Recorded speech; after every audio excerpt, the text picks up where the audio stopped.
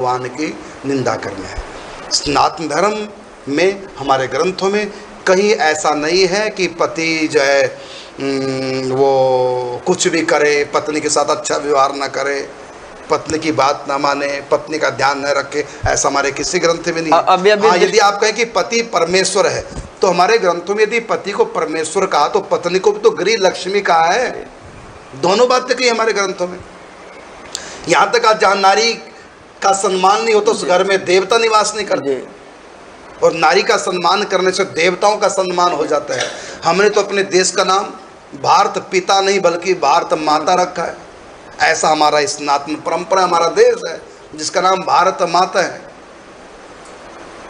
और नदियों के नाम सब स्त्रियों पे है, पुरुषों पे है ही नहीं। एक है पुरुष पे नाम मार्कंडेय नदी रूप में, बाकी सारे नाम स्त्रियों के ऊपर है। शास्त्रों में कहा है घर घर को नहीं कहते, घर गृहिणी को कहते। हाँ बिल्कुल जी, गृहम गृहम न उच्चते, गृहिणी गृहम उच्चते। माने घर को घर नहीं कहते, पत्नी जिस घर में है उसी को घर कहते। तो यहाँ स्त्रियों का भी उतना ही सम्मान है। स्त्रियों को भी गृह लक्ष्मी कहा।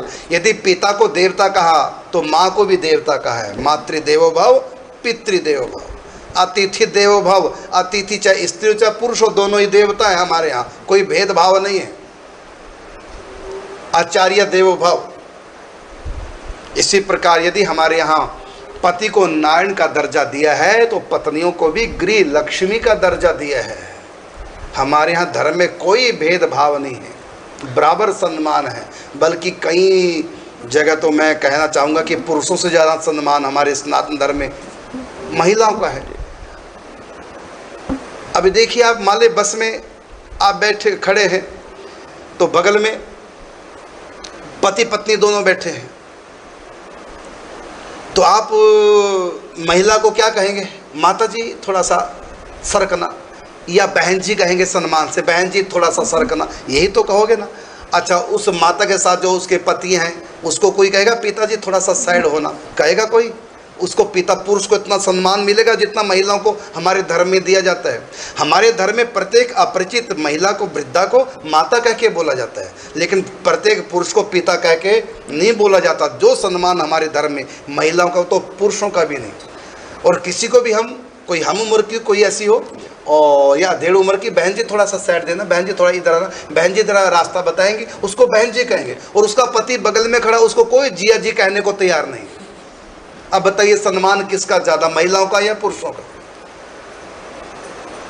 और हाथ में हम क्या पहनते हैं? अंगूठा पहनते हैं कि अंगूठी पहनते हैं?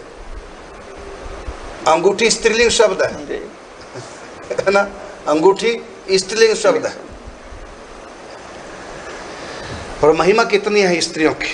हमारे यहाँ स्त्रियों को कितना मान मर्यादा से रखा जाता है। ये तो पाश्चात्य देशों की नकल हम करने लगे हैं, जो स्त्रियां भी नौकरी, नौकरी का मतलब गैर मर्दों के आगे उनकी नौकरी करनी, दासता करनी, यही तो। लेकिन हमारे यहाँ पुरुष दासता कर सकते हैं, महिला को दासी नहीं बनाना। दासी का मतलब नौकरी, नौकरानी।